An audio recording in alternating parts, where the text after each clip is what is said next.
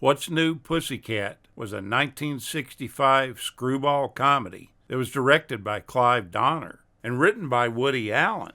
This was his first produced screenplay, and he also stars in the film, along with Peter Sellers, Peter O'Toole, Romy Schneider, Capucine, Paula Prentice, and Ursula Andress. The title song of the film was Oscar-nominated, and the music was done by Burt Bacharach, and Hal David did the lyrics, with Tom Jones singing it. You may not remember the movie that well, but you sure remember the song. The expression, "What's New, Pussycat?" arose from the beatnik generation and was a way for men to reply to women without having to remember their names. Peter O'Toole plays a Don Juan-type character who has women falling all over him. He has an abundance of physical relationships, but he's hounded by all these women that want a commitment from him. He tells all his problems to his therapist, Dr. Fassbinder, played by the always brilliant Peter Sellers, who himself is a sex maniac. Meanwhile, Woody Allen himself has a minor role in the film.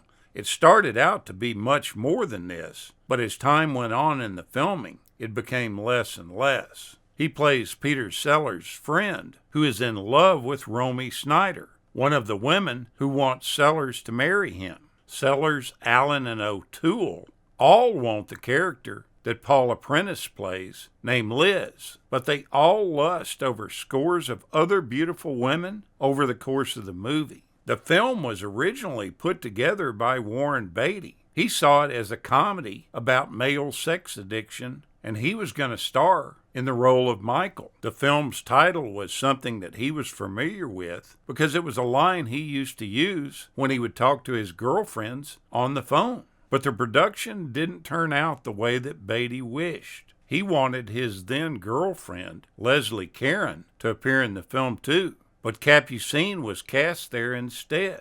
He also felt that Woody Allen's role had expanded at the cost of Beatty's role. He left the project and was replaced by Peter O'Toole. Beatty later commented about the film that when he walked off, he thought that they wouldn't be able to do the film without him, but he was completely wrong. Woody Allen had a feeling throughout the project that Peter Sellers gave himself all the best lines in the picture.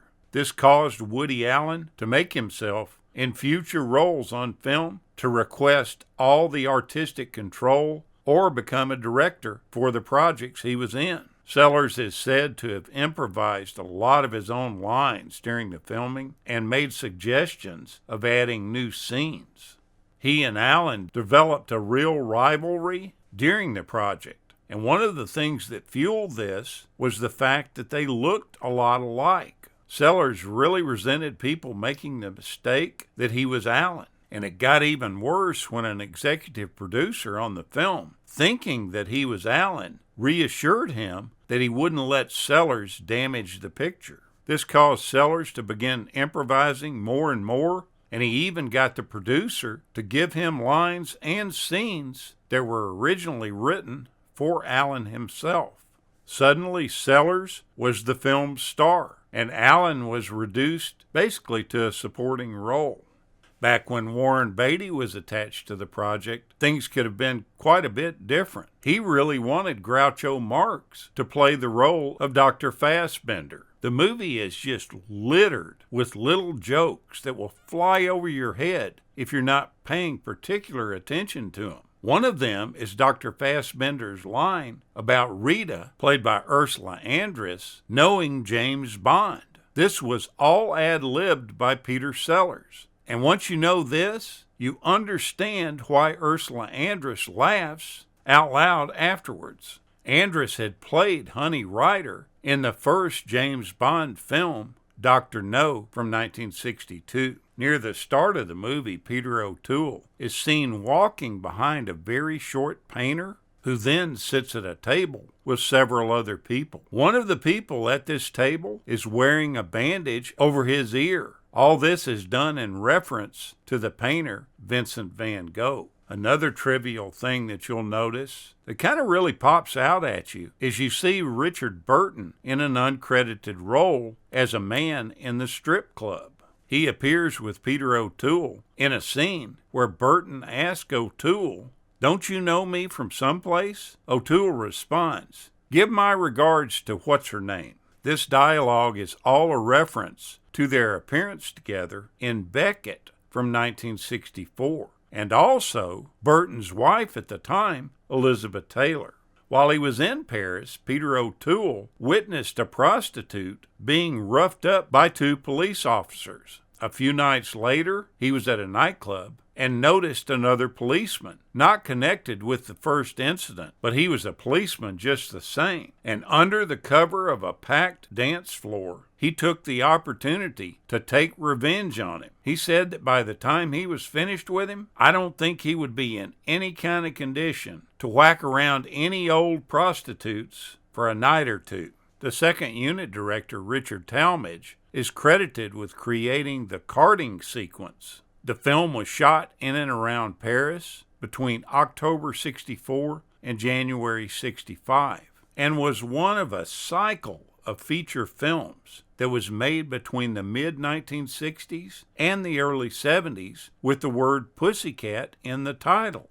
Just a few of those movies are The Alan the Pussycat, The Girl from Pussycat, Pussycat, Pussycat, I Love You, and Pussycat Strikes Again from 1969. The scene by the river in which the doctor plans to commit suicide, and Victor comes along and intrusively inhibits him from doing this. This scene really pays tribute to a Charlie Chaplin film called City Lights from 1931, in which the little tramp saves a millionaire bent on self-destruction. Now, Paula Prentice's role in the film is a lady that constantly is trying to kill herself, and she's just as neurotic as she could be. Paula was born in San Antonio, Texas, and in high school, she was known as one of the tallest people in her class. In 1958, while she was studying drama at Northwestern University, she met her future husband, Richard Benjamin. While she was attending the college, she was discovered by MGM and offered a contract. She leapt into fame with the movie Where the Boys Are from 1960. Then she was cast in the Howard Hawks film Man's Favorite Sport with Rock Hudson from 1963. This was done through Universal, and it was her first time outside of MGM's umbrella. Hawks said he really enjoyed Paula Prentice and thought she was really good, but she couldn't remember what she was doing one shot to the next. He constantly had problems with her shots matching up. During the shooting of What's New, Pussycat, Prentice suffered a complete nervous breakdown.